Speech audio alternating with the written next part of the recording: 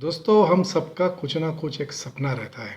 कुछ सपने बड़े रहते हैं, कुछ सपने छोटे रहते हैं और कुछ सपने बड़े होके ही हम लोग देख सकते हैं। ऐसे भी कुछ सपने होते हैं। किसी को कार खरीदना होता है, किसी को फॉरेन ट्रिप पे जाना होता है या किसी को घर खरीदना होता है।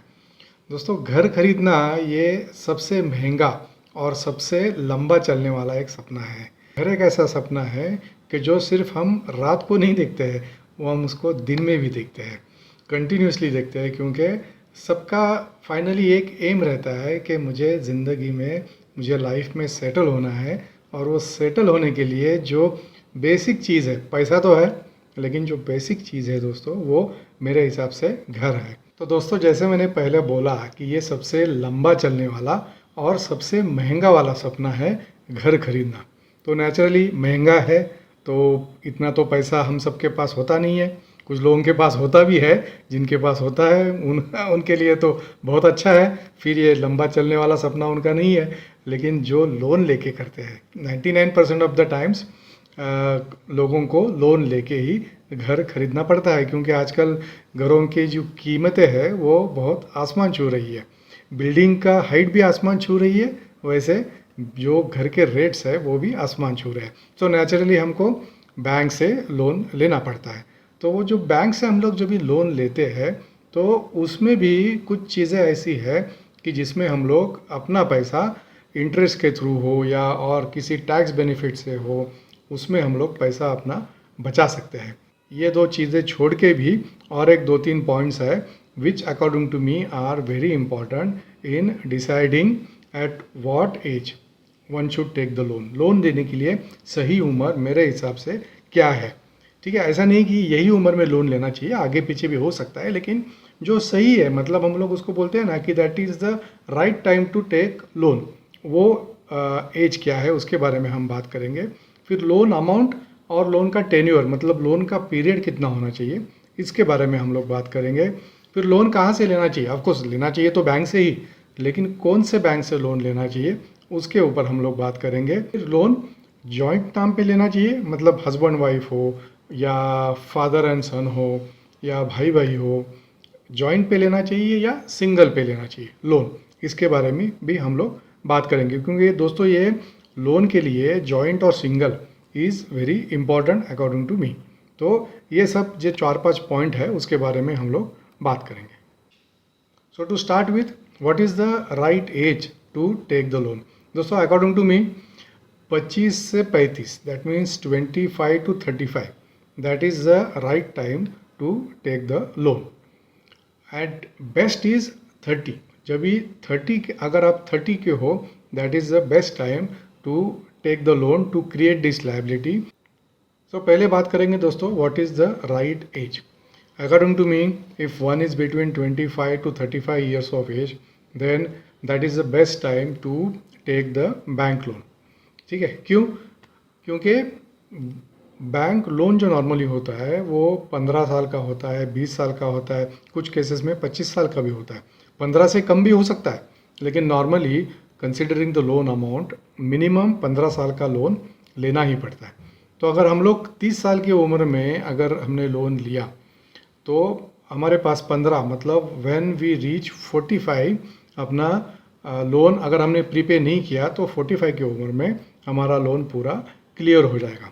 According to me, loan clear होना चाहिए बिटवीन 45 टू 50।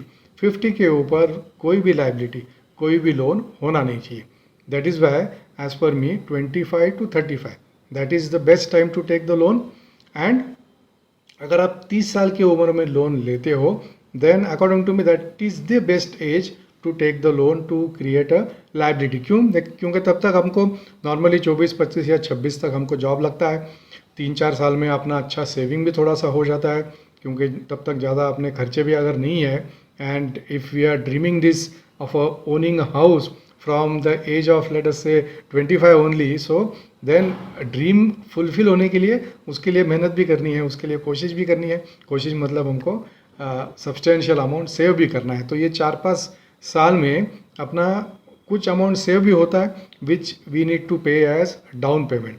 तो वो पैसा हमको डाउन पेमेंट के लिए काम आता है। सो अगर 30 आपका उम्र है, तो according to me that is the right time to apply for a loan and go ahead with buying a house. दोस्तों दूसरा पॉइंट है what should be the loan amount and what should be the tenure. दोस्तों मैं आपको एक अभी chart दिखाता हूँ। ये चार्ट में अगर किसी ने 15 साल का लोन लिया है तो वो 15 साल के लोन में इंटरेस्ट कंपोनेंट कितना होता है और प्रिंसिपल अमाउंट कितना होता है। दोस्तों लोन जब भी लेते हैं तभी उसका जो रीपेमेंट होता है वो ईएमआई के थ्रू होता है। ईएमआई मतलब क्या? Equitable monthly instalment. That means अगर 15 साल का लोन है तो हर साल में इक्वल अमाउंट हमको एज अ लोन रीपेमेंट देना पड़ता है। ठीक है, शुरू में क्या होता है दोस्तों कि when the loan outstanding amount is more, जब भी लोन का आउटस्टैंडिंग अमाउंट ज़्यादा है तो हम लोग जो ईएमआई पे करते हैं उसमें majority of the component is of interest, almost close to 60 to 70%। मतलब अगर 10,000 रुपये किसी ने ईएमआई पे किया फर्स्ट ईयर में तो उसमें से close to 7,000 rupees purely would be on account of interest. ये सब केस में होता है, इसमें राइट और रॉन्ग कुछ नहीं है, ये खाली मैं इन्फॉर्मेशन के लिए आपको बोल रहा हूँ कि स्टार्टिंग के जो ईयर्स है उसमें इंटरेस्ट कंपोनेंट ज़्यादा होता है, more than 50%, to start with 60 to 65% and then gradually it comes down. तो ये चार्ट में हम लोग जो लाइन देख रहे हैं वो that line is the interest part which as the year progresses interest थोड़ा थोड़ा कम होते जाता है, इंटरेस्ट कंपोनेंट कम होते जाता है। ठीक है, ये अगले स्लाइड में दोस्तों हम लोग देख रहे हैं कि अगर किसी ने 30 की उम्र में लोन लिया तो ये एग्जांपल में मैंने 25 लाख का लोन का एग्जांपल लिया है और टेन्योर में 20 ईयर्स एंड 15 ईयर्स, ये दोनों का हम लोग कंपैरिजन करेंगे। दोस्तों एज ऑफ नाउ 7.05 से ऑन एन एवरेज बैंक से लोन मिल रहा है। तो अगर किसी ने 25 लाख का लोन लिया है 20 साल के लिए तो उसका ईएमआई होता है 19,458 एट 7.05%। 20 साल का लोन है तो 240 ईएमआई उसके होंगे, मतलब 20 years into 12 months per year, तो 240 महीने के लिए उसको लोन का रीपेमेंट करना पड़ेगा। लोन का रीपेमेंट कितना होगा दोस्तों? 25 लाख होगा प्रिंसिपल, क्योंकि लोन अपना 25 लाख का था, और दोस्तों इंटरेस्ट में जाएगा 21,70,000 रुपीज़। दैट मीन्स जितना हम लोग लोन लेते हैं उसका 87% हम लोग इंटरेस्ट कंपोनेंट करके भरते हैं। मतलब अगर 1 लाख किसी ने लोन लिया, जस्ट टू सिंप्लीफाई, तो लोन रिपेमेंट करते करते ही end up in paying 1,87,000 provided the loan is at 7.05%। ये बात समझ में आ गई? तो दोस्तों ये जो लोन का इंटरेस्ट है ना, interest percentage, that is also very very critical. ठीक है, तो जो आगे हम लोग आगे के स्लाइड में देखेंगे कहाँ से लोन लेना है, उसमें ये इंटरेस्ट पॉइंट का एग्जांपल हम लोग फिर से देखेंगे। ठीक है, लेकिन यहाँ पे देखते हैं कि अगर किसी ने 7.55% से अगर इंटरेस्ट लिया है then you can see that there is almost close to 800 rupees increase in monthly EMI. EMI account same ही रहेगा, लेकिन जो इंटरेस्ट कॉम्पोनेंट है वो होगा 23,52,000 के आसपास। दैट मीन्स जब भी 7.05% इंटरेस्ट था तभी हम लोग टोटल 187% लोन अमाउंट का टोटल ईएमआईज में बैंक को वापस करते हैं। वही यहाँ पे 194% होता है दोस्तों। That means there is a increase of 7% in what we pay to banks. और यही लोन अगर हम लोग कम साल के लिए लेंगे, 15 ईयर्स के लिए अगर लेंगे, तो we end up in paying, बाकी सब चीज़ें सेम है, यहाँ पे खाली ईएमआई का अकाउंट कम होगा, तो we end up in paying only 162% as against earlier 187%। So ये मैं क्यों बता रहा हूँ कि according to me the shorter the period of the loan amount, the shorter the period of loan better for us, because अपना जो interest out go है that is dependent on the tenure of the loan. जितना loan अपना लंबा होगा उतना अपना interest में पैसा ज़्यादा जाएगा। यही एग्जांपल में हमने देखा कि अगर 5 साल से अगर अपना लोन का अमाउंट कम है देन हमको खाली 162% देना पड़ता है। That means 62% more, which in earlier case was 87% more. So this was as far as loan amount and tenure. So tenure according to me optimum tenure जो है वो मेरे हिसाब से 15 साल, 15 साल से ज़्यादा लोन नहीं लेना चाहिए according to me. 20 years is too far. 20 years दोस्तों बहुत लंबा होता है। There are lot of uncertainties ahead. 15 साल में भी है, लेकिन 20 years is according to me far longer period. तो अगर लोन लेना है then according to me one should limit the tenure to 15 years. थोड़ा स्ट्रेच करना पड़ेगा बिकॉज ईएमआई बढ़ेगा। अगर 15 साल का अगर कोई लोन लेता है एज़ कम्पेयर टू 20 ईयर्स, तो थोड़ा सा स्ट्रेच करना पड़ेगा, ईएमआई बढ़ेगा। बट वो ईएमआई जो बढ़ा हुआ है, अगर लोन एंड होने तक अगर हम लोग सेविंग देखेंगे then that saving is substantial. तो इसीलिए लोन अमाउंट कितना लेना चाहिए, जितना हम लोग ईएमआई में अफोर्ड कर सकते हैं उतना, लेकिन tenure according to me should be 15 years. अभी दोस्तों देखते हैं कि लोन कहाँ से लेना चाहिए। अभी कहाँ से लेना चाहिए तो आप सिंपल बोलोगे बैंक से लेना चाहिए, मैं भी बोलूँगा बैंक से लेना चाहिए, लेकिन दोस्तों कौन से बैंक से लेना चाहिए, क्योंकि हर एक बैंक का जो लोन का जो इंटरेस्ट कंपोनेंट है वो दोस्तों अलग अलग है। The point that I am trying to make here only is कि even if we are getting a benefit of 0.5%, तो जो पहले एग्जाम्पल में हमने देखा, अगर 20 साल का लोन है तो close to 7% we save if there is a difference in interest of 5%, that means 7.05 to 7.55। हम लोग टोटल जो पैसा बैंक को भरते हैं उसमें अपना 7% सेव होता है, एंड जो इंटरेस्ट कंपोनेंट है उसमें 1,82,000 सेव होता है। ईयरली 9,000 रुपीज़ सेव होता है विथ 0.05%। वही चीज़ है अगर हम लोग 15 साल का अगर लोन लेते हैं तो उसमें भी अपना सब्सटेंशियल सेविंग, अगर हम लोग 15 साल का भी अगर लोन लेते हैं तो उसमें भी सब्सटेंशियल सेविंग होगा विथ 0.5%। तो ये पॉइंट मैं यहाँ पे क्यों बोल रहा हूँ दोस्तों, क्योंकि हर एक बैंक का अलग अलग इंटरेस्ट परसेंटेज अभी मार्केट में अवेलेबल है।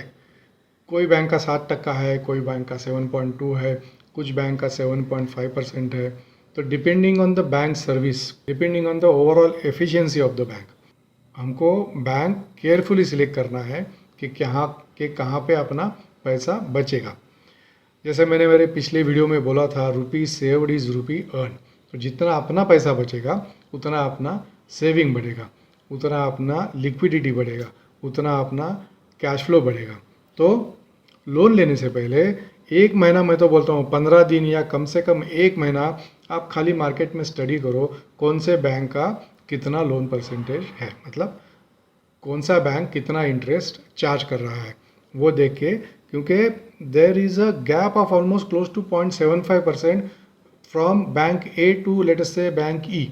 मतलब अगर 10-15 बैंक है तो हर एक बैंक का loan percentage depending on their cost of fund कम ज़्यादा हो सकता है। तो पहले 4-5 बैंक में जाके स्टडी करें कौन से बैंक का कितना लोन परसेंटेज है, and then accordingly bank decide करे। फिर वो कोई भी हो सकता है, नेशनलाइज भी हो सकता है, प्राइवेट भी हो सकता है, HDFC हो, LIC हाउसिंग फाइनेंस हो, ऐसे जो कंपनीज है ये कंपनीज के पास भी जा सकते हैं। लेकिन बॉटम लाइन इज एक ही बैंक में गए और वहाँ से लेके आए, ऐसे एक ही बैंक में गए और वहाँ से लोन लिया, ऐसा कभी भी मत करना। 4-5 बैंक्स में जाइए, उनके साथ लोन का जो इंटरेस्ट परसेंटेज है वो निगोशिएट भी होता है दोस्तों। मैं ये मेरे एक्सपीरियंस से बोल रहा हूँ। अगर बैंक ने आपको 7.2% बोला है और अगर आपका क्रेडिट स्कोर अच्छा है, आपका कंपनी का बैकग्राउंड अच्छा है, आपका कंपनी अगर मल्टीनेशनल है, अगर आपका कंपनी रिनाउन कंपनी है, तो that acts as a plus point for you to negotiate on the interest rate. और मेनी ऑफ द केसेस में बैंक इंटरेस्ट रेट निगोशिएट भी करते हैं। उनको भी बिजनेस चाहिए, वो हमको लोन देके कोई ऐसा नहीं कर रहा है, वो हमसे इंटरेस्ट ले रहे हैं। तो 4-5 बैंक में जाके रेट निगोशिएट करके जहाँ पे सबसे कम इंटरेस्ट हो वो वाला बैंक सिलेक्ट कीजिए। भले उसका थोड़ा सर्विस कम, थोड़ा सा इतना अच्छा नहीं रहेगा तो भी चलेगा, क्योंकि हमको किधर बैंक का बार बार जाके मुंह देखना है। EMI तो अपना डायरेक्टली सैलरी में से कट हो जाएगा, वो प्रॉब्लम नहीं है। शुरू में थोड़ा मेहनत ज़्यादा करना पड़ेगा, डॉक्यूमेंटेशन थोड़ा ज़्यादा करना पड़ेगा, लेकिन अगर उससे पैसा बचने वाला है तो डेफिनेटली ऐसे ही बैंक के पास जाइए, ऐसे ही इंस्टीट्यूशन के पास जाइए जहाँ पे अपना इंटरेस्ट रेट में अपना कुछ सेविंग हो। और एक चीज़ है दोस्तों, processing fees. Many of the banks I know के जहाँ पे they don't charge any processing fee, और even if they charge it's very little. Some of the banks charge 0.5% of the loan amount. Substantial है दोस्तों, ये बहुत बड़ा और मेजर एक्सपेंस है। इसके ऊपर भी फोकस देना कि कौन से बैंक में या कौन से इंस्टीट्यूशन में प्रोसेसिंग फ़ीस जो है वो कम है। तीसरा चीज़ है, ऐसे ही बैंक के पास जाना है जिसमें प्री पेमेंट चार्जेस नहीं लगते। पहले के ज़माने में प्री पेमेंट चार्जेस सब्सटेंशियल लगते थे। एक साल तो मैंने ईएमआई भर दिया, लेकिन समझो और कहाँ से मुझे पैसा मिला, कंपनी से बोनस मिला या इंसेंटिव पेमेंट आया या और कहीं से मुझे पैसा मिला, and if I have to pay that money to bank, तो पहले के ज़माने में बैंक थोड़ा प्री पेमेंट चार्ज लगाते थे। आज के ज़माने में नहीं लगता है। फिर भी it is better to get confirm के there are no pre payment charges. तो ये 3 चीज़ें ध्यान में रखनी है। इंटरेस्ट कौन से बैंक का कितना है उसका एनालाइज करके देन जो जहाँ पे सबसे कम है उधर जाना है। सेम प्रोसेसिंग फीस जहाँ पे सबसे कम है वहाँ जाना है, और प्री पेमेंट का क्या प्रोसीजर है वो क्लियर करना है। And last and most important चीज़ दोस्तों, लोन का इंश्योरेंस लेना is very very important. Insurance लेना मतलब क्या दोस्तों, इन सर्टन अनफोर्सिन सर्कमस्टेंसेस अगर किसी ने लोन लिया है और उसको अगर कुछ होता है, so then that loan is binding for the repayment on his family also. लेकिन अगर उसने उसका इंश्योरेंस लिया है तो वो जो इंश्योरेंस का जो कंपनी है वो लोन का अमाउंट पे कर देती है, और जो हेयर्स है उनके लिए बाद में फ्यूचर में कुछ प्रॉब्लम नहीं आता है। वो प्रॉपर्टी, वो फ्लैट, वो घर उनके नाम पे automatic without paying any further loan instalment हो जाता है। तो ये चीज़ दोस्तों कभी नहीं भूलना है। लोन लेना है, लोन का अमाउंट बड़ा होता है, पीरियड भी बड़ा होता है, 15 साल 20 साल, लोन का अमाउंट भी 40 lakh 50 lakh 1 crore 2 crore depending upon your loan eligibility. तो उसमें इंश्योरेंस लेना ही है, भले उसमें हमको थोड़ा ज़्यादा पैसा खर्चा करना पड़े, लेकिन insurance without any second thought लेना ही है। अभी इंश्योरेंस तो समझो हमने लिया, उसमें एक चीज़ भी ध्यान में रखना है दोस्तों, जहाँ पे पैसा कैसे बचता है। अगर 15 साल का लोन है, not necessary everybody will continue the loan for 15 years. कुछ लोग ऐसा है जो 6 साल में लोन को ख़त्म कर देंगे, कुछ है 7 साल में करेंगे, कुछ है 8 साल में करेंगे। इंश्योरेंस के लिए जो हमने प्रीमियम पे किया था वो दोस्तों 15 साल या 20 साल, मतलब जितना अपना लोन का टेन्योर है उतने टेन्योर के लिए हमने लोन का प्रीमियम पे किया था। अगर हम लोग प्री पे कर रहे हैं, मतलब 15 साल का लोन है लेकिन 7 साल में ही हमने समझो लोन क्लियर कर दिया, तो जो 8 साल का जो प्रीमियम हमने दिया है फॉर इंश्योरेंस वो दोस्तों बैंक से हमको वापस मिलता है। मैंने खुद ये ऐसा इंश्योरेंस का पैसा वापस का बैंक से लिया हुआ है। लेकिन ये चीज़ आपको लोन लेने के टाइम ही क्लियर करनी पड़ेगी कि जहाँ से आप इंश्योरेंस ले रहे हो, मेरा एडवाइस है जहाँ से लोन ले रहे हो उसी बैंक का आप इंश्योरेंस कर लो। लेकिन अगर उनकी फैसिलिटी नहीं है और अगर कोई एक्सटर्नल इंश्योरेंस करने वाला है उसके पास से अगर उसके पास से आप इंश्योरेंस ले रहे हो तो उसके साथ क्लियर करके लेना कि in case of pre payment मुझे जो बैलेंस साल का प्रीमियम का पैसा है वो वापस मिलना चाहिए। तो इंश्योरर जो है वो चूज़ करने के टाइम ये पॉइंट ध्यान में रखना ना भूलिएगा। नेक्स्ट इंपॉर्टेंट पॉइंट दोस्तों, how much loan one should take. ठीक है, मतलब लोन कितना लेना चाहिए। मेरे हिसाब से दोस्तों लोन कितना लेना चाहिए उसके पहले अपना एज ऑफ नो का सेविंग कितना है, अपने पास कॉर्पस अपना सेविंग का कितना अवेलेबल है, that plays a major role in deciding the loan amount. Flat का अमाउंट समझो भले 1 करोड़ है, लेकिन वो 1 करोड़ के सामने हमको कितना पैसा लेना है, हमको लोन कितना लेना है। तो दोस्तों पहले अपना सेविंग कितना है उसको कैलकुलेट करना है। उस सेविंग कैलकुलेट करने से क्या होगा दोस्तों, अपने पास लिक्विडिटी कितना है वो अपने को मालूम पड़ेगा। वो सेविंग में सब कुछ ऐड करो, आपके पास अगर कुछ शेयर हो, म्यूचुअल फंड हो, बाकी और कुछ प्रॉपर्टी हो, सब उसमें ऐड करो। वो ऐड करके अपने पास सेविंग कितना है और अपना उसमें से लिक्विडिटी कितना है। दोस्तों ये saving and liquidity and cash flow, ये 3 चीज़ें ऐसी है जो अपने लाइफ में बहुत इम्पॉर्टेंट है। लिक्विडिटी एंड कैश फ्लो अपने बॉडी में दोस्तों ब्लड का स्मूथ फ्लो होना जितना इम्पोर्टेंट है, उतना ही अपने लाइफ में लिक्विडिटी और कैश फ्लो होना इम्पोर्टेंट है। कुछ भी उसमें से अगर चोक होता है ना दोस्तों तो प्रॉब्लम होता है सर्वाइवल में, प्रॉब्लम होता है to meet the loan obligation. तो so it is very important loan लेने के पहले एज ऑफ नो मेरे पास कितना सेविंग है, लोन लेने के बाद जब भी मैं ईएमआई पे करना चालू करूँगा तो मेरा कैश फ्लो का सिचुएशन क्या रहने वाला है, मतलब मंथली आफ्टर पेइंग ईएमआई मेरे पास कितना कैश अवेलेबल रहने वाला है। ये आगे का 4-5 साल का कैलकुलेशन करना दोस्तों बहुत ज़रूरी है। और ये होने के बाद ईएमआई आउटगो जितना है वर्सेस मेरा मंथली कैश फ्लो कितना है, ये कंपेयर करना भी ज़रूरी है दोस्तों। According to me, of course depending on everybody's daily needs ये फिगर थोड़ा चेंज हो सकता है, लेकिन अकॉर्डिंग टू मी ईएमआई देने के बाद जो कैश मेरे पास बचेगा monthly out of my salary, that minimum has to be 1.5 times of my monthly expenses. मतलब अगर समझो मेरा 20,000 का ईएमआई है और मेरा मंथली खर्चा भी 20,000 रुपया है, तो वो ईएमआई और 20,000 ये देने के बाद मेरे पास और 10,000 रुपया बचना चाहिए to take care of certain emergencies. तो लोन का अमाउंट इतना ही लेना कि ईएमआई देने के बाद अपना मंथली एक्सपेंसेस का पोर्शन बाजू निकालने के बाद still we are left with some amount in our hand.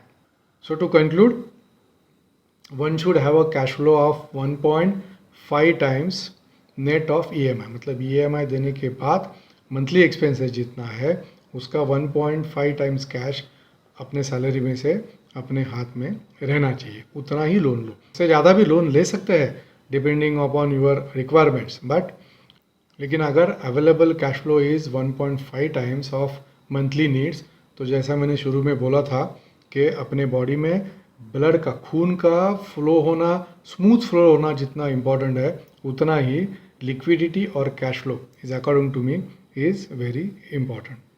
दोस्तों last but not the least, joint और सिंगल लोन जो लेना है हमको, वो जॉइंट नाम पे लेना है या सिंगल नाम पे लेना है। दोस्तों अकॉर्डिंग टू मी, without any second thought, loan always should be taken on joint name. उसके बहुत से एडवांटेजेस है, डिसएडवांटेजेस बहुत कम है, एडवांटेजेस ज़्यादा है। पहला एडवांटेज दोस्तों है कि आपका जो बार्गेनिंग पावर है, आपका जो लोन लेने का कैपेसिटी है, वो अगर जॉइंट नाम पे अगर लोन है तो वो कैपेसिटी बढ़ता है। कैसे बढ़ता है? क्योंकि अगर समझो हस्बैंड वाइफ है, बोथ आर वर्किंग, तो दोनों का जो सैलरी है वो लेने के बाद उनका लोन अमाउंट दोस्तों डिसाइड होता है। हमको मालूम है loan amount is also dependent on अपना मंथली सैलरी, अपना ईयरली सैलरी कितना है। तो जितना ज़्यादा सैलरी उतना लोन अमाउंट भी ज़्यादा मिलेगा। तो अगर दोनों के नाम पे लोन लेंगे तो लोन अमाउंट ज़्यादा मिलने के चांसेस है। लोन अमाउंट ज़्यादा मतलब बड़ा घर, बड़ा सपना। तो इसीलिए loan should be always taken on joint name. और एक दोस्तों इम्पॉर्टेंट चीज़, लोन जो हम लोग लेते हैं हाउसिंग के लिए, उसका टैक्स बेनिफिट भी मिलता है। इंटरेस्ट कॉम्पोनेंट दोस्तों 2 लाख तक उसका जो इंटरेस्ट कॉम्पोनेंट है वो हम लोग अपने इनकम में से माइनस कर सकते हैं। तो अगर जॉइंट नेम में अगर लोन है तो 2 और 2 मतलब 4 लाख तक जो इंटरेस्ट है वो दोनों को उसका इनकम टैक्स में बेनिफिट मिलेगा। प्रिंसिपल अमाउंट का जो पे आउट है उसमें भी 1.5 लाख तक एटीसी में बेनिफिट मिलता है। अगर अपना पीपीएफ, पीएफ और बाकी की चीज़ें मिलके अगर 1.5 लाख नहीं हो रहा है तो बाकी का जो बैलेंस अमाउंट है उसके सामने हम अपना जो प्रिंसिपल अमाउंट है वो प्रिंसिपल अमाउंट को इनकम टैक्स में से एडजस्ट कर सकते हैं।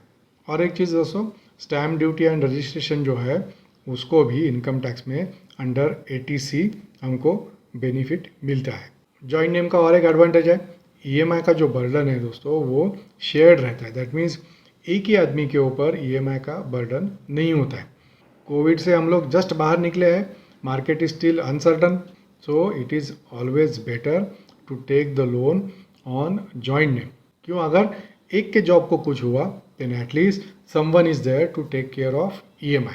तो मेरे हिसाब से ये जो परसेंटेज है that one can decide depending on the earning capacity, but according to me अगर 50-50 रहेगा तो ज़्यादा अच्छा है। बट उसमें आप अपना डिसीजन ले सकते हो, 60-40 भी हो सकता है, 70-30 भी हो सकता है in favour of husband wife और वाइफ एंड हस्बैंड। तो ये परसेंटेज डिसाइड करने में दोस्तों जो टैक्स एंगल, जो टैक्स पॉइंट ऑफ व्यू से बेनिफिशियल होगा वो हिसाब से हम लोग डिसाइड कर सकते हैं कि 50-50 करना है, 60-40 करना है या 70-30 करना है। टैक्स का मैक्सिमम बेनिफिट दोस्तों मिलना चाहिए। मतलब इंटरेस्ट में 4 लाख तक का अमाउंट जो है इंटरेस्ट का वो हम लोग इनकम में से माइनस कर सकते हैं, और जो प्रिंसिपल अमाउंट है रीपेमेंट का वो भी अपना एटीसी में हमको उसका बेनिफिट मिलेगा। तो जिसको ज़्यादा बेनिफिट मिलने वाला है जिसको ज़्यादा बेनिफिट मिल सकता है उसका लोन का शेयर शुड बी मोर, जिसको कम मिलेगा उसका लोन का share can be lesser, but that is up to individual, आप अपना डिसाइड कर सकते हो। लेकिन without a single thought loan लेना चाहिए जॉइंट नेम पे। उसका एक प्री कंडीशन है कि फ्लैट का जो ओनरशिप रहता है वो भी जॉइंट नेम में होना चाहिए। ऐसा नहीं हो सकता कि लोन जॉइंट नेम में लिया लेकिन फ्लैट एक ही के नाम पे है तो इनकम टैक्स का बेनिफिट दोस्तों नहीं मिलेगा। फ्लैट भी दोनों के नाम पे होना चाहिए और लोन भी दोनों के नाम पे होना चाहिए। अगर ऐसा है तो इसका बेनिफिट दोनों को मिलेगा। So to conclude, according to me right age is between 25 to 30। अगर आप 30 के आसपास हो then that I would say age the golden age for taking the loan, क्योंकि 45-50 तक अपना लोन क्लियर हो जाता है। पहला जो अपना 5 साल का जो हमने जॉब किया है उससे अपना साइजेबल सेविंग भी रहता है। So from both the points 30 is the right age to take the loan for our dream house. Loan amount and tenure हमने अभी देखा, मेरे हिसाब से 15 years loan tenure is optimum. उससे ज़्यादा मत लीजिएगा, उससे ज़्यादा लेंगे तो इंटरेस्ट में अपना ज़्यादा पैसा जाएगा। और जितना जल्दी हो सके, जैसे ही हम लोग देखेंगे कि अभी टैक्स बेनिफिट अपना थोड़ा थोड़ा कम होते जा रहा है, start pre paying the loan. That means अगर EMI 2 लाख है साल का तो उसमें और 50,000 1 लाख एडिशनल भर के लोन को जितना जल्दी हो सके उतना फिनिश करने की कोशिश कीजिए। लेकिन वो कभी करना है when we are saying that the tax benefit is lesser, और जो अपना सेविंग है that is not yielding me a return which is higher than the interest component that I am paying to bank. मतलब अगर मुझे उसके ऊपर मैं जो बैंक को जो इंटरेस्ट दे रहा हूँ उससे अगर ज़्यादा पैसा कहाँ से मिल रहा है then I would say continue with the loan, because housing is the only loan which is available at the cheapest rate of interest. अभी 60% से है, अभी it is between 7 to 7.5%, so that is the cheapest rate. अगर जो अपना saving है, अगर जो अपना सेविंग हो रहा है उससे अगर कहाँ पे हमको ज़्यादा रिटर्न मिल रहा है तो according to me one should continue with the loan. लेकिन अगर ज़्यादा रिटर्न नहीं मिल रहा है और हमको लायबिलिटी भी सर पे नहीं रखना है, लायबिलिटी मतलब टेंशन है फाइनली, दैट इज़ ऑब्लिगेशन। अगर वो टेंशन नहीं लेना है तो जल्दी जल्दी करके लोन को 6, 7, 8, 10 साल में रीपे करके ख़त्म कर दीजिएगा। और जॉइंट और सिंगल नाम पे लेना है, मेरे हिसाब से without any second thought loan लेना है जॉइंट नेम पे ही। तो दोस्तों ये था अबाउट हाउसिंग लोन। मैं आशा करता हूँ कि जिसको भी लोन लेना है उसको ये मेरा वीडियो देख के कुछ ना कुछ तो बेनिफिट ज़रूर होगा। तो मेरी बहुत बहुत शुभकामनाएं, आपका जो सपना है घर का वो तुरंत साकार हो। और जिसको भी लोन लेना है दोस्तों, हम लोगों ने देखा है 2 बार रिजर्व बैंक ने इंटरेस्ट रेट में इंक्रीज़ किया है, तो जो उनका अगला पॉलिसी आएगा उसमें भी लोन का इंटरेस्ट रेट बढ़ने के चांसेस ज़्यादा है। तो जिसको लोन लेना है 1-2 साल में तुरंत डिसीजन लेके उसको बैंक के साथ इंटरेस्ट रेट फ्रीज करके चीज़ों को कंप्लीट कर दो। ठीक है दोस्तों, ये था अपना आज का वीडियो। मैं आशा करता हूँ कि इससे आपको ज़रूर कुछ ना कुछ फ़ायदा होगा to decide on from where to take loan, how much loan to be taken, कितना लोन लेना चाहिए, उसको प्रीपेमेंट करना चाहिए या नहीं करना चाहिए, और जॉइंट नेम में लेना चाहिए या नहीं लेना चाहिए। तो अगर ये वीडियो आपको पसंद आया है तो मेरे वीडियो को लाइक कीजिए, मेरे चैनल को सब्सक्राइब कीजिए, और अगर कोई आपका दोस्त घर लेने का सोच रहा है तो उसको भी मेरा ये वीडियो देखने के लिए ज़रूर बोलना। तो thank you very much for your time and I wish you all the best for fulfilling your dream very soon. Thank you very much.